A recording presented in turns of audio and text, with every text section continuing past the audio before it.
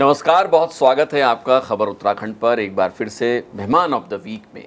आज हमारे साथ एक ऐसी शख्सियत हैं जिनसे हम भी मिलना चाह रहे थे और आपको भी मिलाना चाह रहे थे। हमारे साथ हैं ब्रिगेडियर गोविंद सिंह सिसोदिया, सेवानिवृत्त हैं, लेकिन उनके साथ जो कहानियाँ जुड़ी हुई हैं, जो उनके साथ उनके अनुभव जुड़े हुए हैं, वो हमारे देश के लिए, युवाओं के लिए और हम सब के लिए बार बार सुनने के लिए हमें प्रेरणा देते हैं। और भी बहुत सारी चीज़ें हैं जो उनके साथ आज हम इस चर्चा में, अपनी इस बातचीत में शामिल करेंगे। सिसोदिया साहब, बहुत बहुत स्वागत है आपका हमारे इस कार्यक्रम में। आप आए, आपने हमारे लिए समय निकाला, इसका पहले ही मैं आपको तहे दिल से शुक्रिया कहता हूँ। और बहुत सारी बातें आपसे पूछनी हैं, वो किस्सा भी आपसे पूछेंगे। दर्शकों को बताऊँ कि एक किस्सा है जो जब ब्लैक टॉर्नेडो हो रहा था, अगर आपने 26/11/2008 की कहानी वो सुनी होगी, जब मुंबई आतंकी हमले हुए थे। उन आतंकी हमलों में आतंकियों को ख़त्म करने वाली जो टीम थी, उसके सर्वे सर्वा हमारे साथ बैठे हैं, तो उनसे पूछेंगे कि वो वक्त, वो दौर कैसा था और कैसे दुनिया के सबसे बड़े शहरों में से एक शहर को इनकी टीम ने बचाया था। लेकिन पहले समझने की कोशिश करते हैं सर आपसे कि सेना में जाने का प्लान कैसे बनाया। आखिर आप ब्रिगेडियर की पोस्ट तक पहुँचे, लेकिन शुरुआत कैसे हुई, क्या प्लान किया कि कैसे अब सेना में जाना है? हम उस जनरेशन से आते हैं जिसमें हमारे जो बुजुर्ग थे उन्होंने फ्रीडम स्ट्रगल देखा है, गुलामी देखी है, तो उनसे भी बहुत कुछ देखा सुना हमने। फिर जब 1962 की लड़ाई हुई जी, उसमें देश पूरा एकजुट हो गया था, बड़े गंभीर हालात थे। तो हम जब चीन छोटे के साथ छोटे बच्चे थे, युद्ध हो रहा था, तो हम लोग रोज एक जुलूस निकालते थे अपने मोहल्ले में, सड़क में, दूर हटो दुनिया वालों, हिंदुस्तान हमारा है। उस किस्म के देशभक्ति के बहुत नारे लगाते। तो उस टाइम से एक्चुअली 62 के वॉर से एक किस्म से अंदर एक प्रेरणा आई कि मैं भी एक सैनिक बनूं, मैं भी फौज में जाऊं और देश की रक्षा करूं। उसके बाद 65 आया तो और तूल मिला।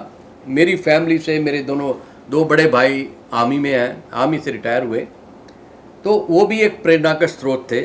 उनका जिस हिसाब से वो बात करते थे, जिस हिसाब से वो इन्वॉल्व होते थे, तो 62 और स्टार्ट पॉइंट था। फिर 65 ने और पुश दिया 71 ने, और मैंने आर्मी को 1974 में ज्वाइन किया और 75 में मैं कमीशन अफसर था। उसके बाद तो बहुत सारे बदलाव हुए होंगे। आपने 99 की वॉर भी देखी होगी, कारगिल वाली, उसके कुछ अनुभव हो? जब ये 99 की कारगिल वॉर हुई थी, मैं कारगिल में नहीं था, मैं एक दूसरे सेक्टर में था। उस समय पूरी तैयारी में थे हम कि हमको अगर पाकिस्तान एंटर करना है, इस ऑपरेशन को एक्सपेंड करना है जी।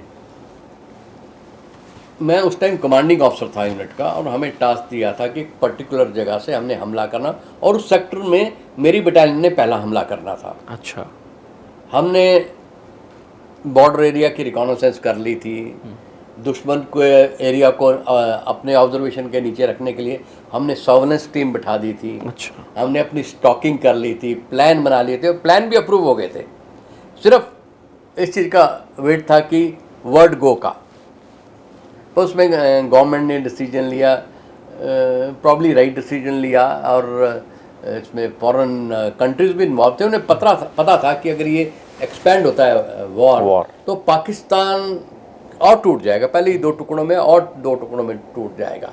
तो ये लोकलाइज थी कारगिल में, और इस वजह से ये एडवांटेज हो गया कि भी कारगिल में आर्मी अपनी पूरी शक्ति लगा पाए, चाहे वो बफोर गन लगाए, चाहे एयरफोर्स है। एयरफोर्स की भी लिमिटेशन थी कि उन्होंने बॉर्डर को क्रॉस नहीं करना था, पर एक पूरे जो भारत की पूरी माइट का लो पावर थी, वो कारगिल में कंसंट्रेट हुई, तभी हम उनको इवेक्ट कर पाए। डिफिकल्ट टेरेन था, बड़ी मुश्किल थी कि बिल्कुल खड़े पहाड़ थे, इसके ऊपर चढ़ाई करना बहुत मुश्किल है, क्योंकि दुश्मन ऊपर से देख रहा है।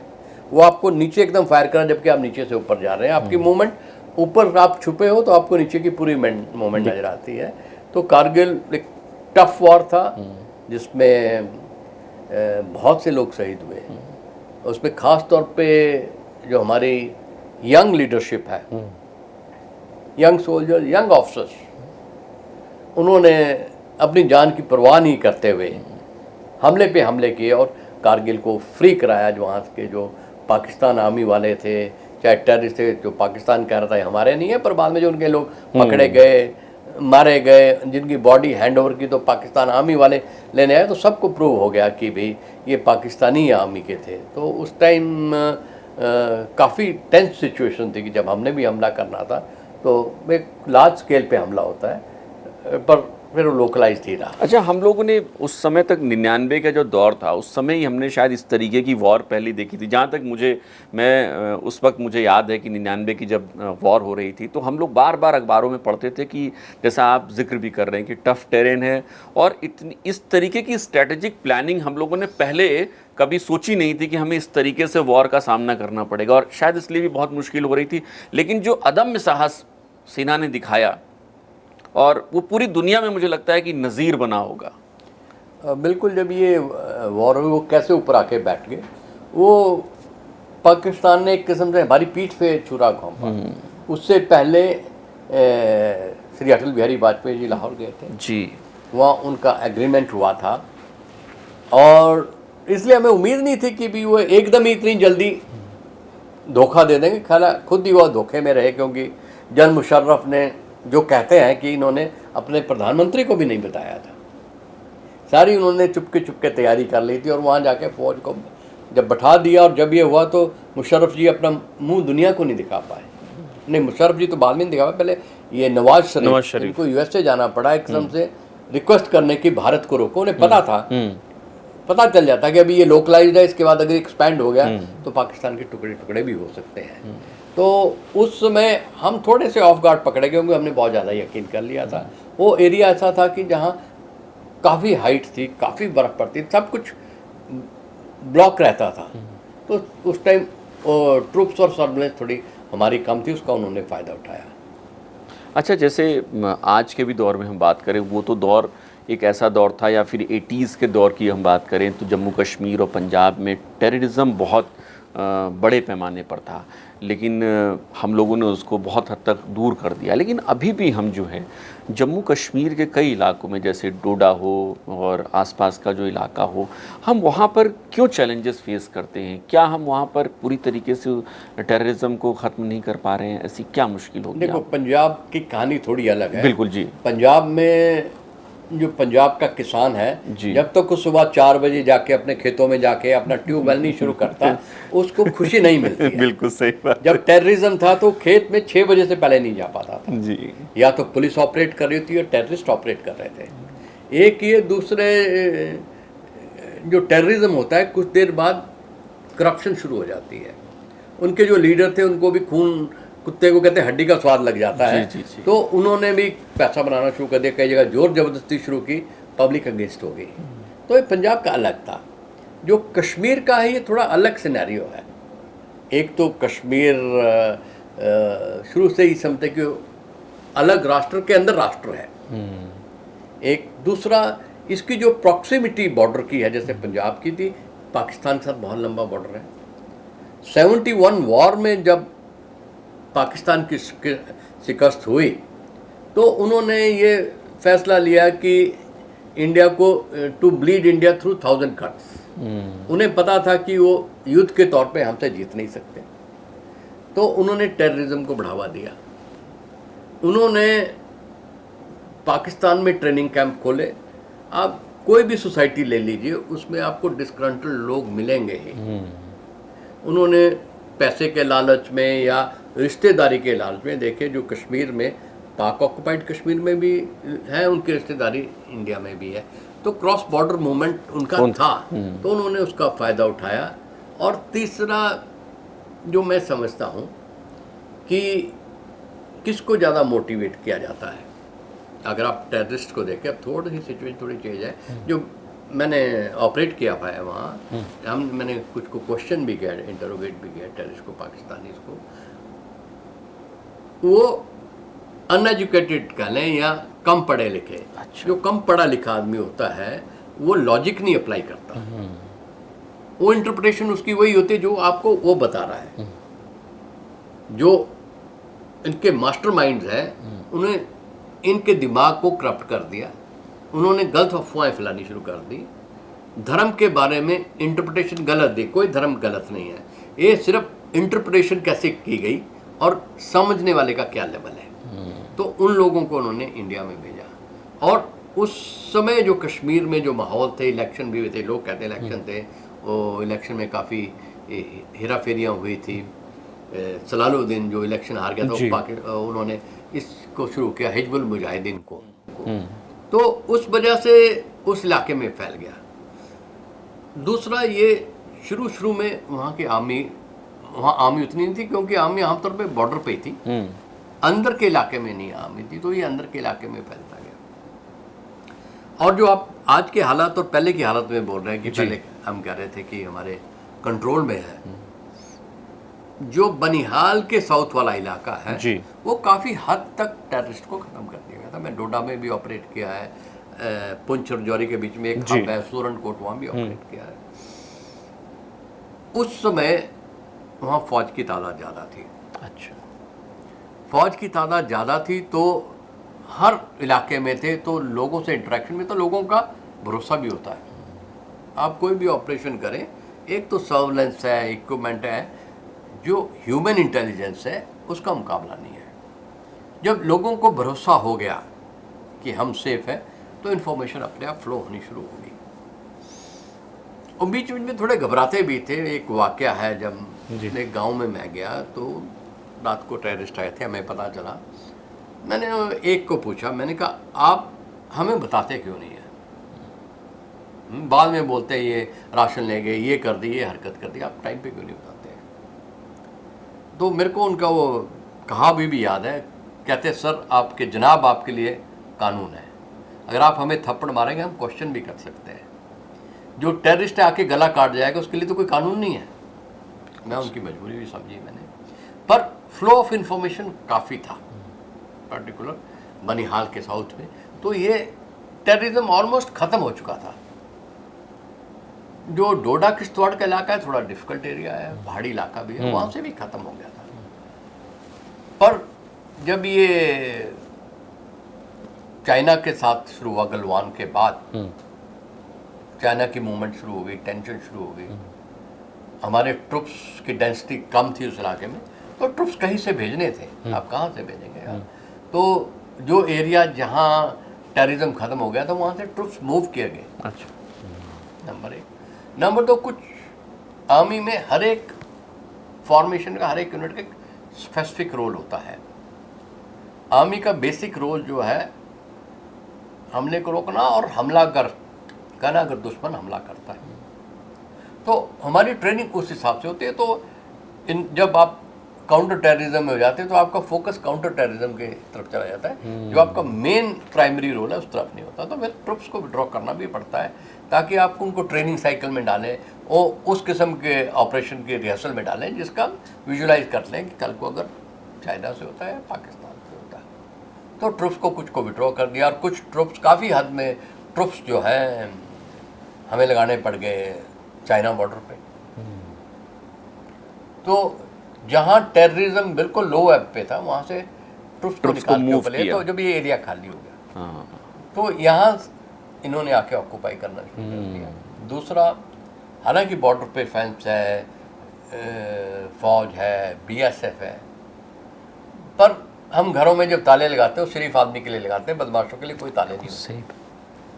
वो कोई ना कोई तरीका ईजाद कर लेते, चाहे वो नालों के बीच से निकले, हर जगह फेंस नाले के बीच में नहीं लग सकती, या नीचे से टनल बना ली, कई तरीके करके वो कहीं ना कहीं निकलाते हैं। कोई टेररिस्ट जो है वो आपसे हमेशा 2 कदम आगे रखने की जाने की कोशिश करेगा, नंबर एक। और अभी आप देखिए अचानक ही एक्टिविटीज बढ़ गई, बिल्कुल अभी अचानक बढ़ी, अचानक ये बड़ी जब से, और बहुत एग्रेसिवली बढ़ी। अग्रेसिव ये तब से बढ़ी जब गवर्नमेंट ने बोला है कि कश्मीर में इलेक्शन होने हैं।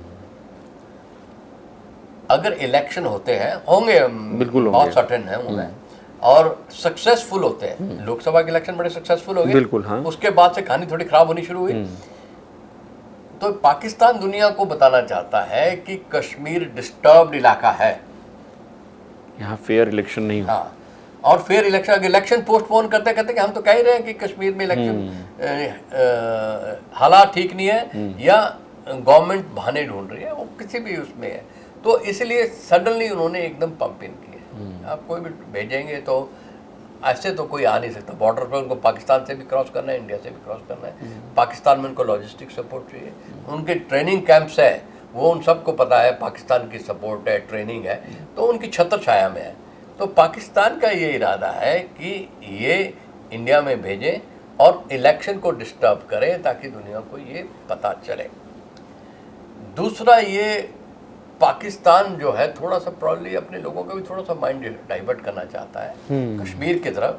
अभी देखिए पाकिस्तान की हालत क्या है, पख्तूनिस्तान में, बलूचिस्तान में बिल्कुल बहुत ज़्यादा डिस्टर्बेंस है, तो वो भी हो सकता है वो थोड़ा सा माइंड डाइवर्ट करने के लिए और इंडिया की इमेज खराब करने के लिए ये लार्ज स्केल पे हो रहा है। अच्छा, क्या पीओके को हम कभी वापस लेने को सोच सकते हैं? जैसे हम लोग लगातार कुछ सालों से चर्चा कर रहे हैं कि पीओके हमारा होगा। बहुत डिफिकल्ट क्वेश्चन है तभी आपसे पूछा। देखिए, ये कहना आसान है कि पीओके ले लेंगे, ये कोई 2 किलोमीटर 4 किलोमीटर नहीं है, आप जाके ऑक्यूपाई कर लें, काफ़ी बड़ा इलाका है, काफ़ी फौज चाहिए, रिसोर्सेज चाहिए, इकोनॉमी इफेक्ट करेगा और पाकिस्तान अपने सर्वाइवल के लिए लड़ेगा। जैसे इजराइल है, छोटा सा कंट्री है, चारों सराउंडेड है, पर वो सर्वाइवल के लिए लड़ रहा है। पाकिस्तान भी सर्वाइवल के लिए लड़ेगा, बड़ी फियर्स बैटल होगी। यस, हम सुपीरियर हैं उनसे, बिल्कुल, टेक्नोलॉजी में, आर्मामेंट में, मैन पावर में, ट्रेनिंग में, हर एक चीज़ में, पर हर इंच के लिए लड़ाई होगी। वो इंडिया की इकॉनमी को भी तबाह करेगा, पाकिस्तान की इकॉनमी को भी तबाह करेगा। अगर हम जाते भी हैं, मेरे विचार में हम 10-15 किलोमीटर से आगे नहीं जा पाएंगे, तब तक हमारे रिसोर्सेज तारीख कितने होते हैं। पर कंप्लीट पीओके को लेना, जिस दिन पीओके इंडिया ले लिया पाकिस्तान खत्म है, वो जो पॉलिटिकल पार्टी पावर में होगी हमेशा के लिए खत्म है, सर्वाइवल उनका खत्म है, मिलिट्री का खत्म है, कंट्री बिल्कुल छोटा रह जाएगा। फिर उनकी हालत हो जाएगी जैसे कई अफ्रीकन कंट्री में वो हर साल coup होते रहते हैं, वही इनकी हालत होगी। पाकिस्तान लड़ेगा लास्ट दम तक। तो मेरे विचार में कहना आसान है, पर पूरा पीओके लेना थोड़ा मुश्किल है हमारे लिए। थोड़ा नहीं, बहुत मुश्किल है, बहुत मुश्किल है, बहुत मुश्किल है। हाँ, हम अगर जाएंगे तो हम जो डोमिनेटिंग एरियाज है प्रॉब्ली वहाँ तक चले जाएंगे ताकि पाकिस्तान इस तरफ द्वारा न बढ़ने की कोशिश करे, वो उसकी कमर तोड़ने के लिए। जैसे अभी इजराइल जो है हमास की कमर तोड़ने के लिए चला है, तो इंडिया भी अगर जाएगा तो पाकिस्तान की कमर तोड़ने के लिए, ताकि वो अपने आप को बिहेव करना शुरू कर दे। मैं भी जब ये लड़ाई होगी, जब हम कह रहे हैं कि पीओके हो सकता है कि उसका बलूचिस्तान में जो फ्रीडम स्ट्रगल चला है उसको बूस्ट मिलेगा और वो शायद हमें अपनी इंडिपेंडेंस भी डिक्लेयर कर, वो हमें सपोर्ट कर सकता है, वो सपोर्ट कर सकता है, डाइवर्ट कर सकता है उनके रिसोर्सेज को, उनकी आर्मी को। वो क्योंकि अगर वो डिक्लेयर करेंगे और अपना कर लेंगे तो वहाँ अफगानिस्तान वाली हालत हो जाएगी। जैसे अफगानिस्तान में कुछ ग्रुप्स थे, उनका अपना अपना इलाका था, तो वही हाल पाकिस्तान का। अच्छा, जैसा आपने जिक्र किया कि गलवान में हम लोगों ने अपनी जो मूवमेंट थी वो बढ़ाई, पिछले कुछ सालों में गलवान जैसे इलाकों और जो चाइना बॉर्डर से लगे हुए इलाके हैं, यहाँ तक कि हम लोग उत्तराखंड में भी रहते हैं, तो चमोली के आसपास के जो इलाके जो नो मैंस लैंड भी बोले जाते हैं, वहाँ भी साल भर में एक बार हम एक्टिविटी देख लेते हैं। ये चाइनीज़ ट्रूपर्स आ जाते हैं वहाँ पर और वो एक्टिविटी दिखाकर अपनी शो करके फिर वापस जाते हैं। तो हम क्या इसका कोई ऐसा तरीका हम निकाल सकते हैं या फिर कुछ बदलाव आए हैं पिछले कुछ सालों में यहाँ पर? देखिए, जो चाइना बॉर्डर की बात है, हमारी बातचीत तो बहुत देर से चली जाती है, कॉन्फिडेंस बिल्डिंग मेजर्स बहुत चले आते हैं और हमारा एक किस्म से टैक्टिक कह लीजिए कि हम एक दूसरे पर गोली नहीं चलाएंगे, अनआर्म्ड हम लोग वहाँ पे, और हमें ताकि भी चाइना आगे हरकत नहीं करेगा। तो इसलिए हमारा, अगर आप देखें तो बॉर्डर पे उतनी डिप्लॉयमेंट नहीं है, डिफिकल्ट टेरेन है, रिसोर्सेज की भी काफ़ी रिक्वायरमेंट होती है।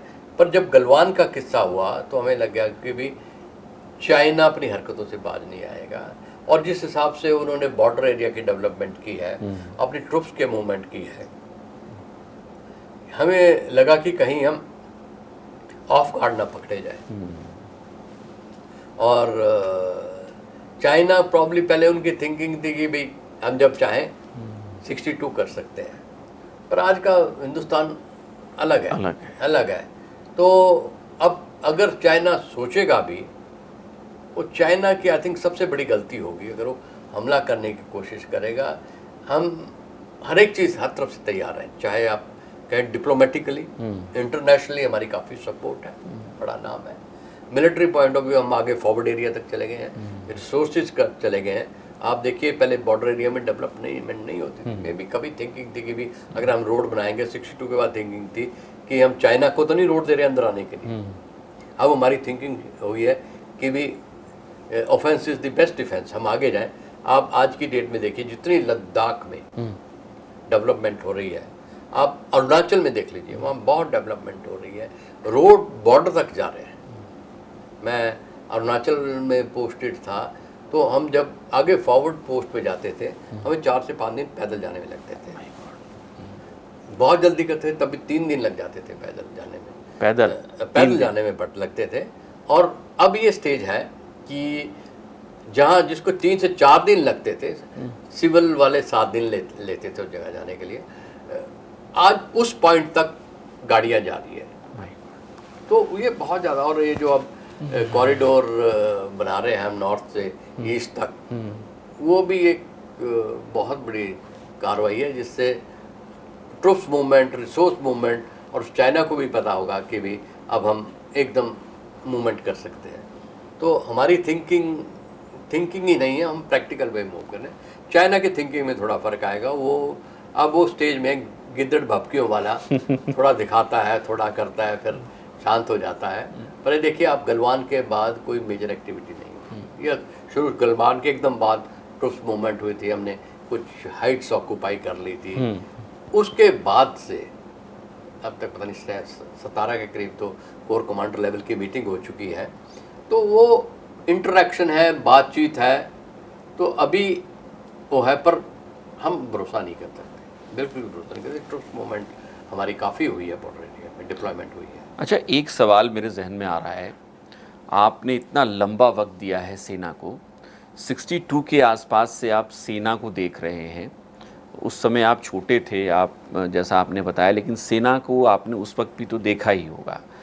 आज जब आप रिटायर हो चुके हैं, मैं ये समझना चाहता हूँ कि क्या सेना के प्रति सोच, सेना के अदम्य साहस, शौर्य के प्रति हम आम भारतीयों में, क्या जो नागरिक हैं, हम आम जो पॉलिटिसाइज नहीं हैं, वो आम लोगों के जेहन में कोई बदलाव आया है?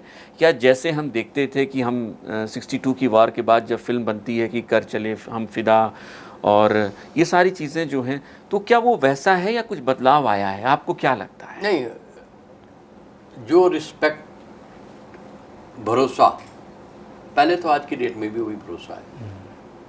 अगर आप कोई भी सर्वे पढ़ें कि सबसे ज़्यादा ट्रस्टवर्दी किसको मानते हो, फौज को मानते हैं। एक हमारा कल्चर है, हमारा रेपुटेशन है, उस वजह से लोगों को लगता है कि ये लोग जो है रिजल्ट ओरिएंटेड है, मिशन ओरिएंटेड है, टास्क ओरिएंटेड है, ये डेविएट नहीं होते, जान की परवाह नहीं करते, जो अचीव करना है कर लेते हैं। और जैसे पिछले कुछ वर्षों में अगर आप देखें, जब से टेररिज्म आया है तब से सेना बहुत एक्टिव रही है, हमारे लॉसेस भी हुए हैं, पर अब कोई हमारे शहीद होते हैं तो पूरी पब्लिक आती है उनके संस्कार के लिए। तो ये पब्लिक की इमेज वैसी है जो पहले थी, एक कम नहीं हुई है। हालांकि आजकल थोड़ा सा मटेरियलिस्टिक वर्ल्ड है। कोई स्टूडेंट होता है, उसका एम्बिशन क्या होता है, डॉक्टर बनना, इंजीनियर बनना, IIT जाना या कॉर्पोरेट में जाना। मैं जब बच्चों से बात करता हूँ मैं उनको एक चीज़ पूछता हूँ मैं कि आप लोगों में दम है फौज ज्वाइन करने का। फौज एक चॉकलेट क्रीम सोल्जर्स की नहीं है, ये रफ टफ लोगों की है जो फिजिकली और मेंटली टफ है। और एक टर्म भी मैं यूज़ करता हूँ कि soldier is known by stink and dirt he carries. आपको ऑफिस बाबू मिलेंगे, सफ़ेद कपड़े, बिल्कुल टनाटन कपड़े, पैंट कमीज पहने, शाम को घर में जाके सोएंगे। आर्मी में जो है आपको पीस टाइम में नजर आएंगे, पर अगर आप फील्ड में देखिए, ऑपरेशन में जा रहे हैं, वही डांगरी पहनी, वही कपड़े पहने, 3-3, 4-4 दिन वही कपड़े पहने। रात को किसी झोंपड़ी में अगर रुका है, पेड़ के नीचे रुका है या खुले में रुका हुआ है, खाना उसके जो पिट्ठू में है वही खाएगा। तो आप ये अगर सोचो कि फौज लग्जरी के लिए है, वो नहीं है, तो फिर आप लोगों के लिए नहीं आया। तो that's why I always tell them, do you have it in you? दम है तो दम नहीं है। अगर आप सोच रहे हैं कि भाई लग्जरी नहीं, ऐसा रोमांस है आर्मी में बहुत, बट रोमांस विद लाइफ है, दूसरा रोमांस नहीं है। तो थोड़ा सा मटेरियलिस्टिक वर्ल्ड हो गया है, तो लोग थोड़ा पैसे की तरफ जा रहे हैं। ये नहीं कि आर्मी में पे कम है, पर वही मटेरियलिस्टिक वर्ल्ड आउटसाइड, तो वो थोड़ा सा फर्क आया है। पहले जैसे रॉयल फैमिलीज के बहुत आते थे, एक प्राइड होता था, पर आज की डेट में थोड़ा सा मटेरियलिस्ट पैसे की तरफ ज़्यादा ध्यान है, इसकी तरफ थोड़ा कम ध्यान है। पर आर्मी ने अपना सिलेक्शन सिस्टम में कोई कॉम्प्रोमाइज़ नहीं किया है। अगर आप देखें आर्मी में अफसोस की कमी है, ये नहीं लोग नहीं आ रहे, हम ढूंढ रहे हैं right man for the right job.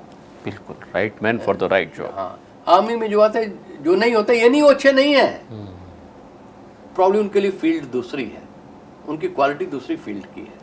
Army को तो और डिफरेंट किस्म की क्वालिटी चाहिए, तो हर एक अपनी अपनी काबिलियत लेके आता है। तो आर्मी वाले जो हमारी स्टैंडर्ड क्वालिटीज़ है, हमारे टेस्टिंग मेथड है, उससे जो हमको लगता है कि आर्मी के लिए ये क्वालिटी इनकी मैच करती है, उनको लिया जाता है।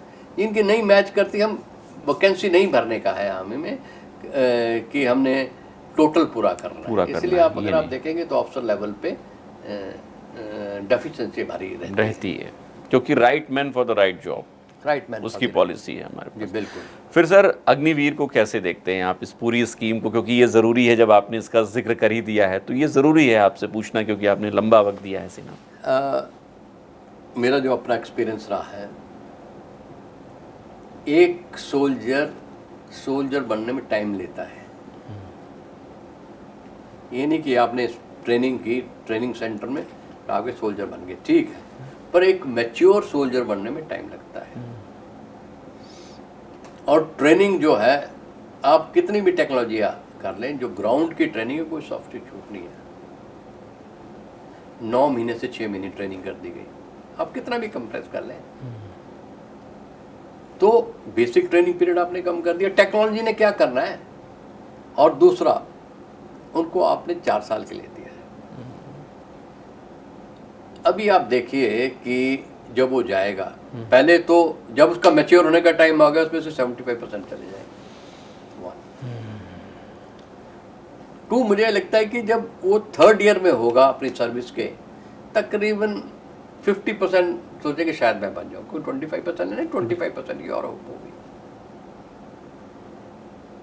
जो 50% बचे, वो लास्ट 1 साल में सोच रहा है मैं क्या करूँगा, बाहर जॉब के लिए अप्लाई करना है। यहाँ गवर्नमेंट ने, मैंने पीछे काफ़ी डायरेक्टर जनरल की स्टेटमेंट आई है कि 10%। अगर हम देखें, जो पहले से ही रिजर्वेशन है वही नहीं पूरी कर पा रहे हो एक्स सर्विसमैन के लिए। पीछे मैं सुरसुर में अग्निवीर आया, कहीं मीटिंग थी तो मैं भी चला गया था उधर, पॉलिटिकल लेवल की मीटिंग थी। मैंने कहा अगर आप अग्निवीर के लिए करना चाहते हैं कुछ, वैकेंसियाँ इनके लिए पहले भरी जाए, फिर बाकी ओपन वैकेंसी में है। तो ये अगर एक वेलफेयर पॉइंट, पर अगर आप देखें, वेलफेयर अलग चीज़ है, सोल्जरिंग और नेशनल सिक्योरिटी अलग चीज़ है। अलग चीज़ है, बिल्कुल बहुत गंभीर बात आपने कही है। वो सब कहते हैं अग्निवीर को जॉब मिलनी चाहिए, वो सोशल रिस्पॉन्सिबिलिटी है गवर्नमेंट की। सिक्योरिटी में अगर आप 4 साल उसको उतना क्वालिफाइड नहीं करेंगे, आप उसको अगर ट्रेनिंग कोर्स के लिए भेजते अगर वो नहीं बनता है। आप इन्फेंट्री वाला ठीक है, आप जैसे टैंक वाला है, उसने टैंक के बारे में जानकारी लेनी है, गन के बारे में लेनी है, कम्युनिकेशन के बारे में लेनी है। एक मैकेनिक है, उसे भी गाड़ी को सीखना है, कोर्सेज करने हैं। इसका मतलब 4 साल तक उसको आप नहीं कर सकते। अगर आप करोगे तो आपने जिसको सोचा है बन जाएगा, एंड में नहीं बने। तो इसका मतलब कि जो प्रोफेशनल करियर है 4 साल बाद शुरू होगा, इनमें 4 साल पीछे चला गया। बिल्कुल बहुत बड़ी बात है ये तो।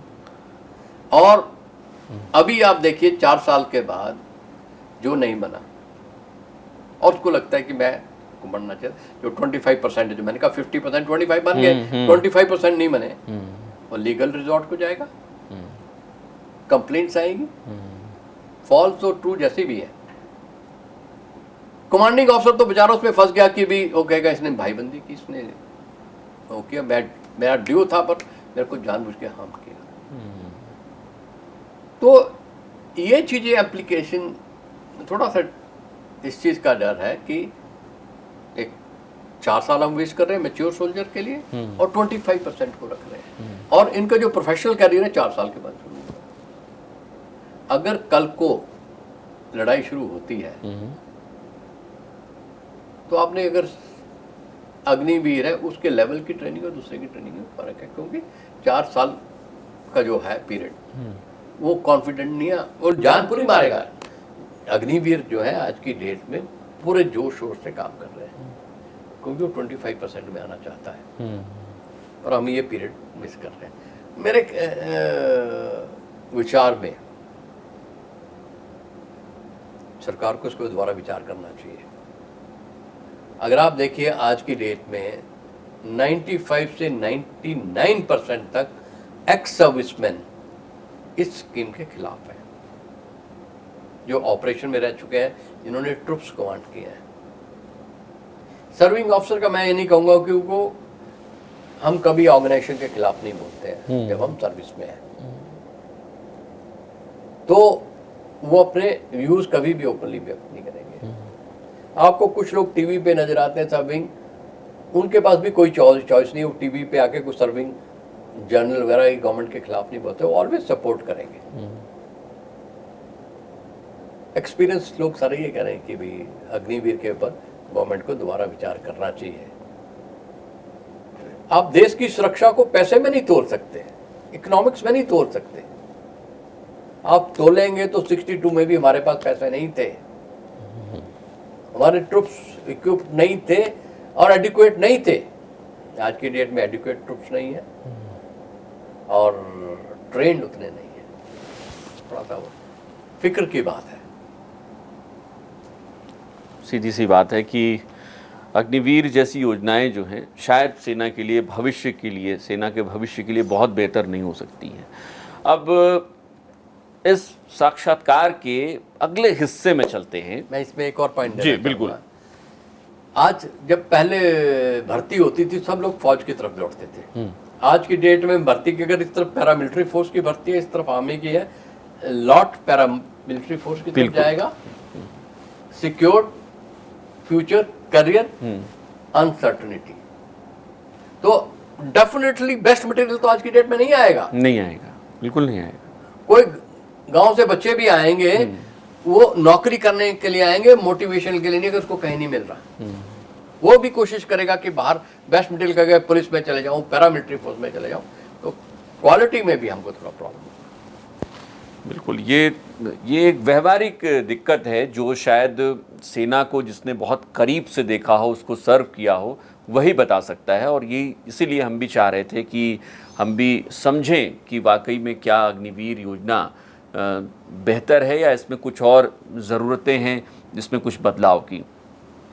अब इस साक्षात्कार के अगले हिस्से में चले और हमारे साथ जो शख्स मौजूद हैं उनकी जीवन का एक हिस्सा ऐसा है जब उन्होंने इस देश के एक बड़े शहर, न सिर्फ इस देश के बल्कि दुनिया के चौथे बड़े शहर मुंबई जैसे शहर को बचाया आतंकियों की इतनी बड़ी वारदात जो पूरी दुनिया के लिए जिस तरीके से ख़ात्मा हुआ, क्योंकि उस वक्त एनएसजी में थे, एनएसजी को कमांड कर रहे थे, और क्या हुआ था वो सब कुछ आपको बताते हैं।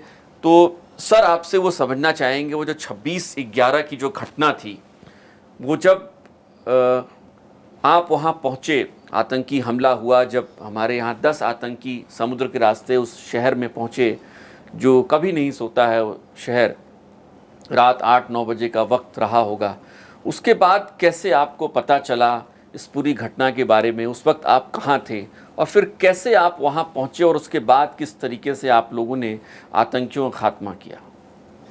ये जब मुंबई पहुँच गए, वो एक पर्टिकुलर बोट एरिया से जी पहुँचे और वहाँ से अलग अलग जगह गए। जब फायरिंग हुई 9 बजे के करीब हुई, उस टाइम पुलिस ने सोचा शायद गैंग वॉर है, मुंबई में काफ़ी कॉमन चीज़ है। तो कुछ देर बाद जब कितनी जगह घटनाएं हो रही थी, तो ये थोड़ी पिक्चर थोड़ी क्लियर होनी शुरू हो गई कि शायद गैंग वॉर नहीं है। एनएसजी में अपना कंट्रोल रूम है, न्यूज़ मॉनिटर होते हैं, कई चैनल मॉनिटर होते हैं, तो थोड़ा थोड़ा हमें भी लगने लगा कि मामला थोड़ा ज़्यादा सीरियस है। आपको जानकारी मिल चुकी थी? हाँ, क्योंकि हम लोग मॉनिटर कर रहे थे, जो ड्यूटी ऑफिसर थे हमको बता रहे थे कि ये हो रहा है। एनएसजी तब लॉन्च होती है जब सिचुएशन स्टेट की लॉ एनफोर्समेंट एजेंसीज के कंट्रोल से बाहर हो जाती है, एकदम नहीं लॉन्च किया जाता। तो ये स्टेट गवर्नमेंट की रिक्वेस्ट पे एनएसजी को लॉन्च किया जाता है, या ऐसी सिचुएशन आ जाती है कि सेंट्रल गवर्नमेंट समझती है कि ये अगर अभी इमीडिएटली एक्शन नहीं लिया गया तो सिचुएशन और खराब वर्स हो जाएगी।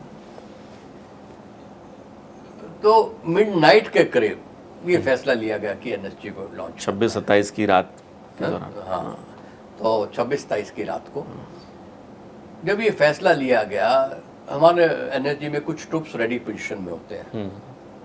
तो मुझे पूछा गया, जो डीजी थे एनएसजी के, उन्होंने मुझे कॉल किया कि भी आपको I you aware about Mumbai? मैंने कहा तो we are monitoring it. He said we have to send NSG commando. आप कहाँ थे उस वक्त जब आपको? मैं दिल्ली में था, मैं घर पे था। घर पे कंट्रोल रूम मेरे साथ टच में था। तो इसे कितने, मैंने कहा इतने आदमी हमारे रेडी पोजीशन में होते हैं, हम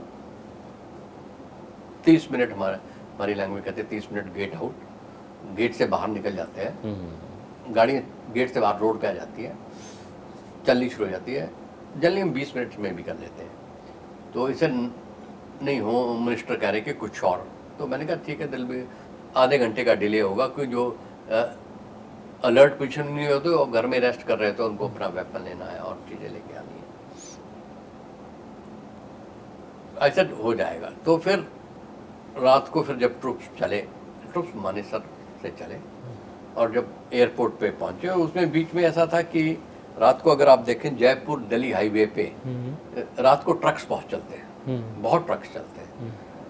उस समय वो आए, ट्रैफिक थोड़ा डिले भी हुआ, एयरपोर्ट पे पहुंचे, एयरक्राफ्ट रेडी था। अच्छा। पर ये नहीं कि आप जाके एकदम बैठ जाते हैं। जब एनएसजी चलती है तो इंग्लिश में वर्ड है लॉक स्टॉक एंड बैरल के साथ चलती है।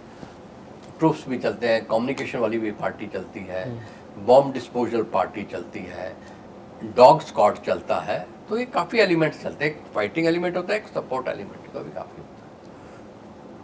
और अलग एनएसजी के वेपन थोड़े डिफरेंट है, तो अपना एमुनेशन भी साथ लेके चलते हैं, रिजर्व एमुनेशन और वो लेके चलते हैं। एयरपोर्ट पे पहुंचे, अनलोड करना स्टाफ, और उसको फिर हवाई जहाज में लोड करना, उसमें भी काफ़ी समय लगता है। तो तकरीबन हम 3 बजे टेक ऑफ किए दिल्ली से। तब होम मिनिस्टर भी आ गए थे, क्योंकि कहते हैं कि आप अपनी वाइफ को बिना बताए ही घर से निकल आए। हाँ, तो मैं सो रही थी, मैं जिक्र करूँगा। तो उसके बाद हम जब फ्लाइट पे चढ़े 3 बजे टेक ऑफ किया।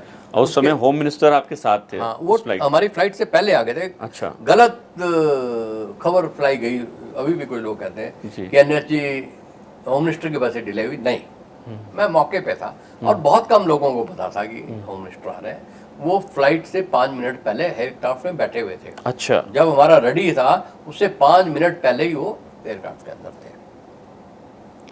हम बॉम्बे पहुंचे, एक एसपी रैंक का अफसर था, मिस्टर तंबोली नाम मेरे को याद है, तंबोली, उन्होंने हमारी ब्रीफिंग की और फिर हम चले गए।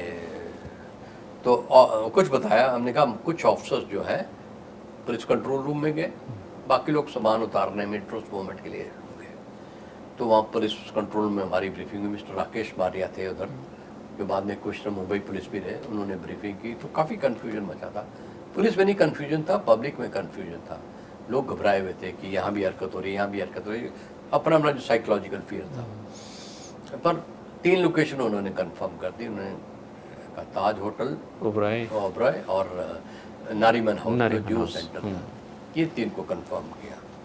तो हमने बोला कि जो ट्रुप्स हमारे साथ हैं, 2 को टैकल कर लेंगे, तीसरे को अंडर सर्विलेंस कर लेंगे। छोटा था नारीमन हाउस, छोटा था, तो हमने ये फैसला लिया।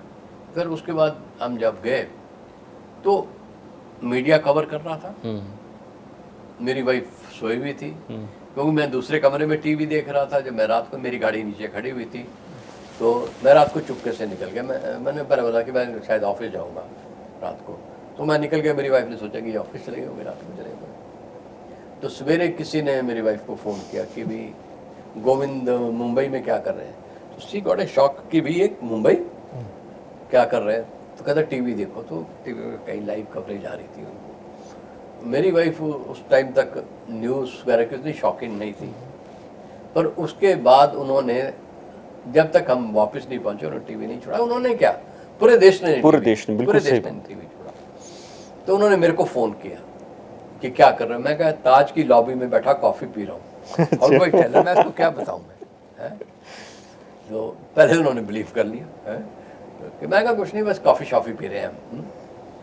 यार फिर थोड़ी देर बाद वो वॉच कर रही थी, तो किसी ने मेरी वाइफ को रिंग किया कि भाई ये टाइगर बगैर बुलेट प्रूफ के क्यों घूम रहा है। मैं I not wearing a bullet proof. मैं नारीमन हाउस के रिकॉग्नाइज करा, कहाँ से जाना, कहाँ से हमला करना, क्या करना है।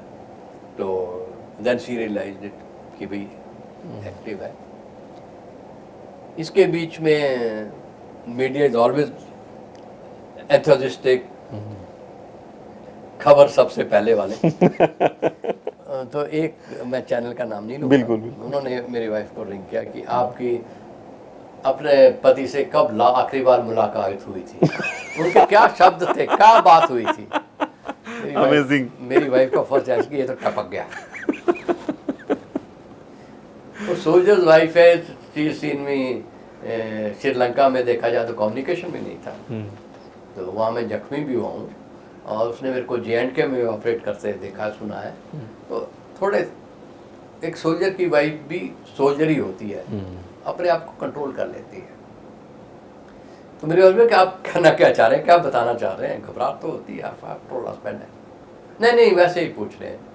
तो वो कुछ ऐसी बातें थी। उसके बाद हम जब गए, पुलिस कंट्रोल रूम से गए ताज में पहले ताज को चारों तरफ से देखा, escape route, entry point, outside से डोमिनेशन करना। आप लोग के पास शायद उसका लेआउट प्लान भी नहीं था ताज का। फिर हम अंदर गए तो हमने लेआउट प्लान मांगा, वहाँ लेआउट प्लान नहीं था, क्योंकि लोग चले गए थे, इंजीनियर वगैरह चले गए थे, स्टाफ चले गए थे, वो 2-4 लोग ही अंदर थे।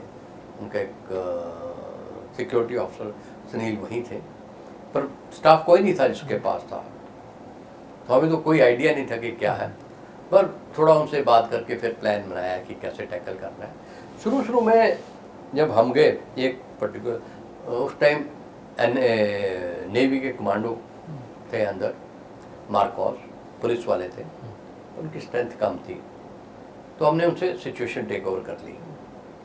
हमने कहा हम टैकल करेंगे, होंगे अलग अलग एजेंसीज के अपने अपने ऑपरेटिंग सिस्टम होते हैं, कम्युनिकेशन सिस्टम होते हैं, कन्फ्यूजन, कोऑर्डिनेशन में दिक्कत आती है, कन्फ्यूजन हो जाता है। तो हमने जब जैसे बोले कि यहाँ एक्शन हुआ, शायद एक टेररिस्ट मरा है, हम ऊपर गए तो अंदर एक इनका क्लब टाइप है जो एलिट लोगों के लिए, वहाँ गए तो वहाँ अंदर गैस पड़ी थी, टीयर गैस वगैरह, हो सकता है पुलिस ने फेंक के हो या मार को दे रखे।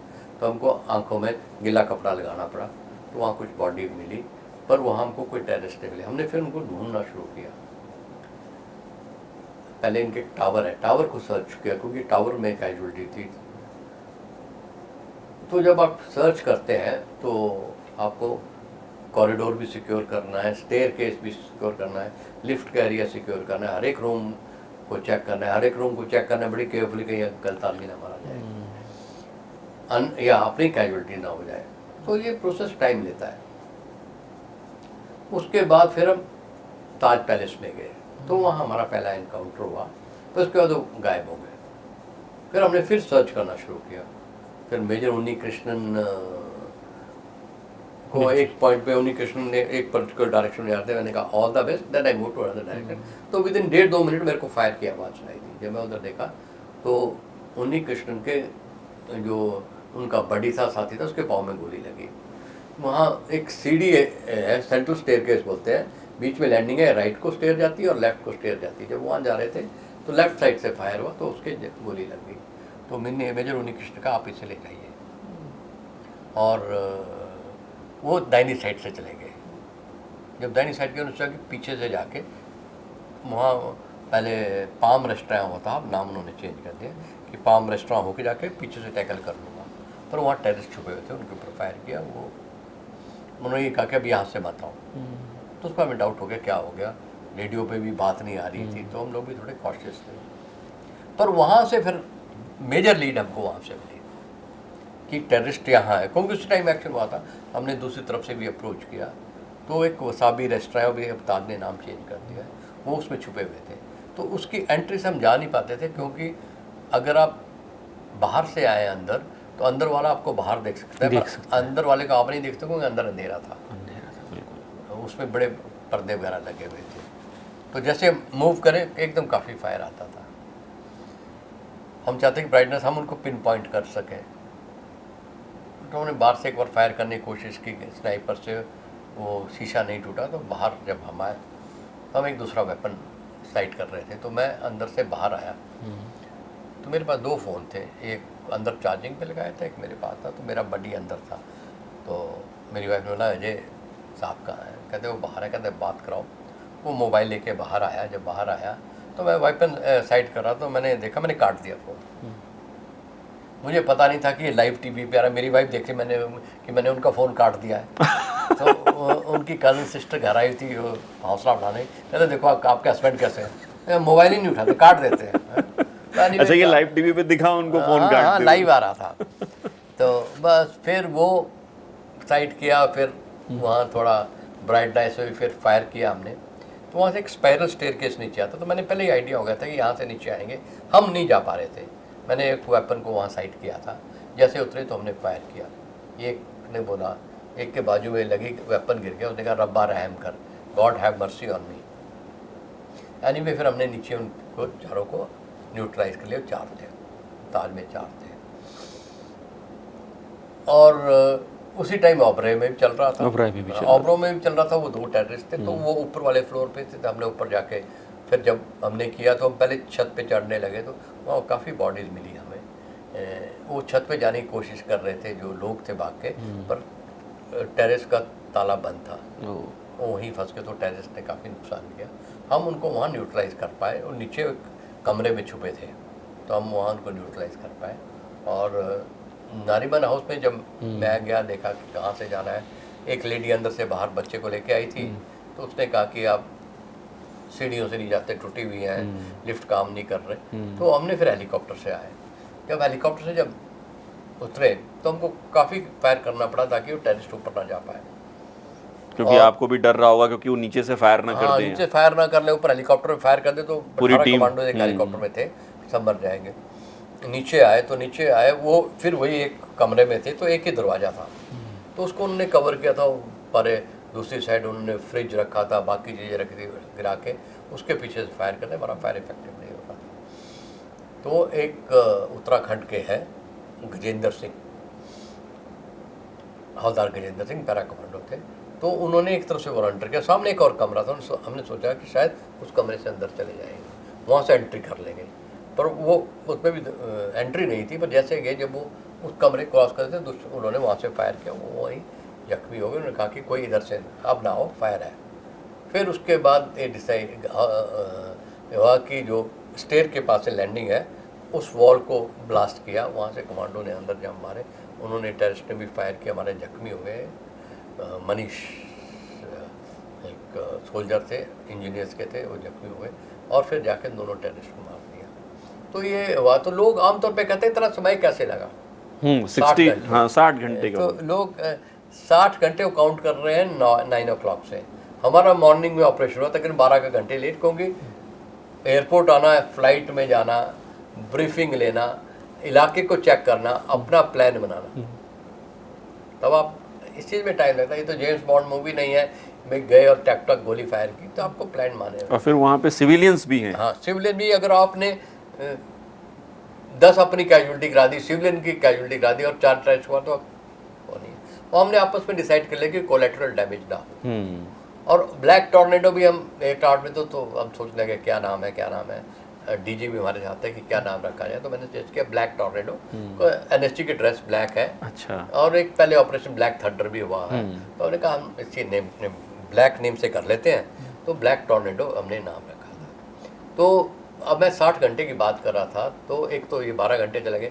जब आप कर रहे हैं ऑपरेशन, आपको हर एक कमरा चेक करना है। ताज में 600 कमरे हैं, 600 से ज़्यादा कमरे हैं। ये नहीं कि आपने कमरा किया, टक किया, गोली मार दी। आपको पहले उसको बोलना है बाहर निकलो, नहीं निकलता है। आपको पता नहीं अंदर टेररिस्ट है, इनोसेंट पर्सन है, या जो बाहर निकलते आगे इनोसेंट पर्सन, टेररिस्ट पीछे। आपने हबड़ा दबड़ी की, अब इनोसेंट को मार दिया, आप लेटे खुद मारेंगे, तो आपको बड़े डेलिबरेटली कराता है। फिर उसके बाद आपको उस कॉरिडोर को सिक्योर करना है, सीढ़ी को सिक्योर करना है। आप वहाँ से चले जाओ तो वाकई बैठ जाए, ये ट्रूप्स भी कंज्यूम करता है। तो अब हर एक चीज़ में आपको बड़े डेलिबरेटली जाना होता है। फिर जैसे वो वसाबी रेस्टोरेंट में हो गए, तो उस टाइम बड़ा प्रेशर था नेशनल का, गवर्नमेंट का, कि ख़त्म करो, इतना टाइम लग रहा है। तो मैं ऐसी सिचुएशन में कई बार जा चुका हूँ, जब आपने किसी को ट्रैप किया और टेररिस्ट को। तो मेरा बड़ा फिलॉसफी है कि अगर आप ट्रैप कर दिया है, आपकी पेशेंस और उनकी पेशेंस है। आप बेवकूफ़ी करोगे, पेशेंस दे दोगे, आप कैजुअलिटीज आप नहीं दे दोगे। उसकी पेशेंस तो जानिए गिरा हुआ है, 1 घंटे बाद नहीं 2 घंटे बाद बेवकूफ़ी करेगा वो। उसके ऊपर फायर हो रहा है, ग्रेनेड फेंक के जा रहे हैं, साउंड है, और वो अपने आप को घबरा रहा है, तो वो करेगा।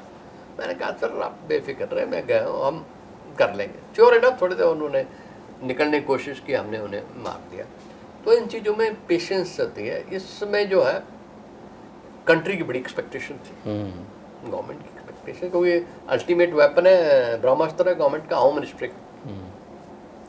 पर ये टाइम था कि राष्ट्रीयता सबसे पीक पे थी, देश प्रेम सबसे ऊपर था।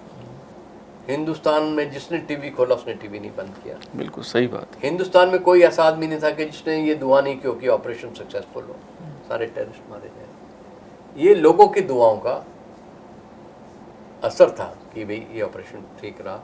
सरकार की पूरी ताकत, सरकार ने अपनी पूरी ताकत झोंक दी थी। इंटेलिजेंस ब्यूरो अपनी इंफॉर्मेशन गैदर कर रहे थे, रॉ अपनी इंटेलिजेंस कर रहे थे। मुंबई पुलिस जो भी रिसोर्सेज हम चाहते थे उन्होंने इमीडिएटली प्रोवाइड किए, कैसे भी किए उन्होंने प्रोवाइड किए। मतलब कहीं भी हमें एक बार भी नहीं लगा, एक सेकंड के लिए, कि हमारे साथ सपोर्ट नहीं है। पूरे नेशन की सपोर्ट है। हम अंदर थे, लोग खाना भेज रहे थे, बाहर से बिरयानी भेज रहे थे, कई चीज़ें भेज रहे थे, पर वहाँ खाने का किसके पास समय होता है। जब ऑपरेशन ख़त्म आया तो मैं जब घर आया, क्योंकि ताज में पानी बड़ा था, फायर ब्रिगेड वगैरह वाले थे, जूते में पानी भर गया था, तो मेरे सॉक्स जो है मेरे पाँव में चिपक गए थे, तो मेरी वाइफ ने डिटॉल के साथ आस्ते आस्ते करके निकाले। तो ये डांट पड़ी घर में कि आपने फ़ोन काट दिया। ऐसे मजाक में बोलता हूँ कि आज तक मैं सवाल का जवाब नहीं दे पाया। पर भाई उनको भी पता था, मेरे को पता कि जब आप एज ए सोल्जर आपके टास्क में इन्वॉल्व होते हैं, सारी चीज़ें सेकेंडरी, चाहे फैमिली है चाहे कोई, हम नहीं सोचते। कसाब को आपने इंट्रोगेट किया कुछ, उससे जवाब की? हाँ, कसाब को इंट्रोगेट किया, तो वो कसाब को नीचे बैठाया उन्होंने मेरे सामने। मेरे को कुर्सी दी, तो मुंबई पुलिस वाले थे, एक 2 थे, तो मैंने कहा नहीं कुर्सी उठाए। तो कसाब का पहले वर्ड थे, जनाब ना मैं नीचे बैठेगा, नहीं आप कुर्सी पे बैठिए। आइस वॉज ब्रोकन, उन्हें बोला ना कि जरा बैठिए, तो आई सॉज ब्रोक। मैं क्या नहीं यार, हाँ मैं तो साथ साथ बैठेंगे। Aim was to establish contact, put him at comfort level, eyeball to eye will बात कर सके, वरना आप ऊपर बैठे तो आप डोमिनेट करते हो, दूसरे को क्लोज कर लेता है। क्योंकि मेरा थोड़ा अपना एक्सपीरियंस था इन मामलों में। तो जो उसने पूछा मैंने पूछा बताया, मैं अपने और अपने पॉइंट ऑफ व्यू से पूछ रहा था उससे, उनकी प्रेपरेशन, ट्रेनिंग, मोटिवेशन लेवल चीज़ों में। तो बीच में वो आपको कई मेथड ट्राई करने पड़ते हैं। मेरा अपना सिस्टम है कि मैं दूसरे को फिजिकल प्रेशर में नहीं डालता, मैं मेंटल गेम खेलता हूँ। किसी की भी इंटरोगेशन करनी है तो मेंटल गेम में वो थोड़ा कंफर्ट फील करता है, फिजिकल में कई बार रेजिस्टेंस कर देता है और नहीं लगता है कि वो आपको अपनी जान बचाने के लिए कई झूठ बोल जाएगा। ऐसे झूठ बोलेगा कि आप चक्कर ही काटते रह जाओगे, सच भी लगेगा। पर उसने जो मैं चाहता था उसने वो रिवील कर दिया। उसके 9 साथी जो थे वो मारे गए थे, उसमें वो अकेला बचा था। हाँ, वो इसलिए कि वो जख्मी हो गया था। जख्मी हो गया था। तो एक पुलिस का हवलदार कामले, उन्होंने उसको पकड़ लिया था। लोग मेरे को बोलते थे कि इसको भी गोली मार देनी थी। मैंने कहा ये लाइव कसाब $1 मिलियन से ज़्यादा था, क्योंकि इसको जब क्वेश्चन किए गए, इंटरोगेट किया, ने जो इनपुट दिए उस पर हमने रिपोर्ट बताई, वर्ल्ड को बताया। उससे पहले पाकिस्तान तो मुकर गया था कि ये पाकिस्तानी नहीं है, पर इसने अपना एड्रेस दिया, मीडिया वाला के घर उसी टाइम पहुंच गया था। जी। बाद में पाकिस्तान ने बैन कर दिया था मीडिया को, पर अमेरिका वालों ने भी पता कर लिया था, तो they had to accept it कि वे पाकिस्तानी है। उसी वजह से यह है कि पाकिस्तान को दिखाना पड़ा कि उनके खिलाफ कर रहा है कार्रवाई। मेरे एक चीज़ पे मेरे 99% लोगों से व्यूज़ नहीं मिलते हैं।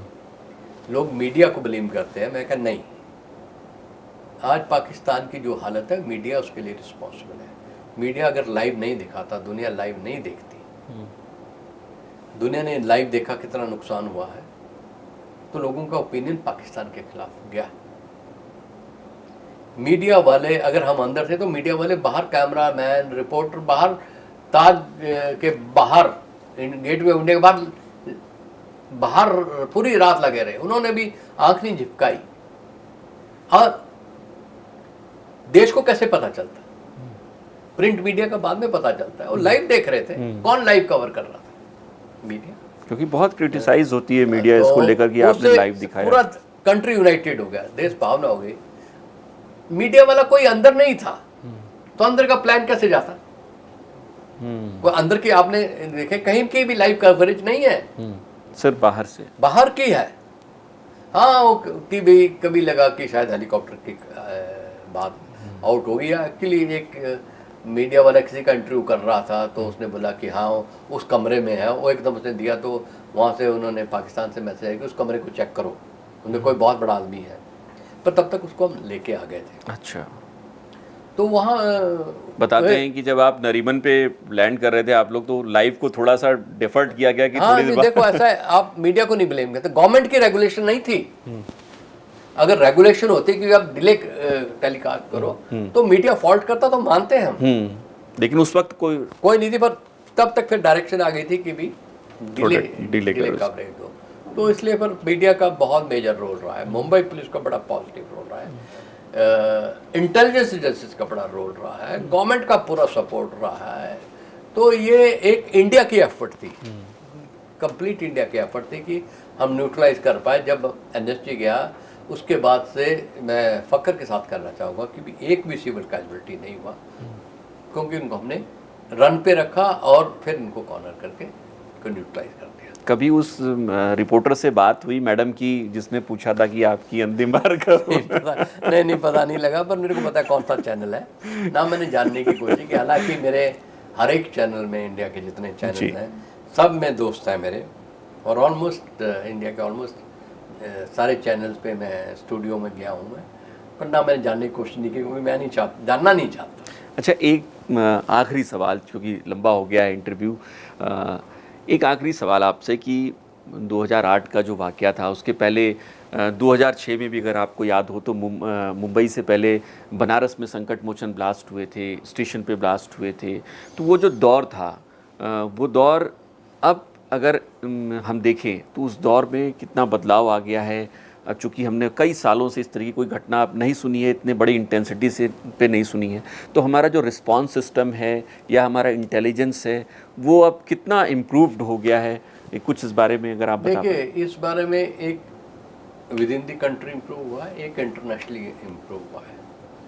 अब इंटेलिजेंस शेयरिंग बाहर के मुल्कों से भी होती है। मुंबई के बाद अगर आप देखें, कई 9/11 पहले हुआ था, पर बाकी कंट्रीज में टेररिज्म के एक्शन हुए हैं, तो वर्ल्ड को रियलाइज़ हुआ है कि टेररिज्म बहुत ख़राब है और इंडिया ने सबसे ज़्यादा भुगता है। तो इंटेलिजेंस शेयरिंग इंडिया की बाहर से और बाहर वालों की इंडिया के साथ हो रही है, तो एक वो अच्छी बात हो गई है। दूसरा, इंडिया में इंटेलिजेंस शेयरिंग इम्प्रूव हो गई है। एक मैक कहते हैं, मल्टी एजेंसी सेंटर है, जिसमें सारे इंटेलिजेंस वाले पीपल, हर एक, चाहे रॉ का, चाहे आर्मी इंटेलिजेंस है, चाहे ये है IB के, ये इंफॉर्मेशन शेयरिंग करते हैं। पहले इंफॉर्मेशन शेयरिंग का फ्लो नहीं था, तो एक तो उसका फ़र्क पड़ा है। टेक्नोलॉजी वाइज भी हमने काफ़ी कुछ आगे निकल गए हैं। सर्वेलेंस इक्विपमेंट हाई वैरायटी का आ गया है, तो सर्वेलेंस वगैरह भी बेटर होगी, चाहे समुद्र की तरफ से है, चाहे विद इन दी कंट्री है। इंटेलिजेंस अपग्रेड हो गई है, ह्यूमन इंटेलिजेंस अपग्रेड हो गई है, तो अब बड़ा कोऑर्डिनेटेड एफर्ट है। पहले जो था कोऑर्डिनेटेड एफर्ट नहीं था। इंटेलिजेंस वाला अपनी खबर लेगा, अपने सुपीरियर को बताएगा, तब तक लेट हो जाता था। वैसे ही बाकी एजेंसियों का भी था। अब स्टेट के साथ भी बेटर कोऑर्डिनेशन हो गया है, सेंट्रल एजेंसीज का भी हो। अब स्टेट लेवल पे पुलिस ने अपना थोड़ा रोल चेंज कर लिया है। अब तो जनरली पुलिस का रोल है लॉ एंड ऑर्डर का, उनका टेररिज्म का रोल नहीं है। पर हर एक स्टेट ने अपनी एक STF का किस्म की या फिर ATS, वो इस चीज़ के लिए भी इन्वॉल्व है कि भी खबर हासिल करना, कोई चीज़ होती तो इमीडिएटली एक्शन होना।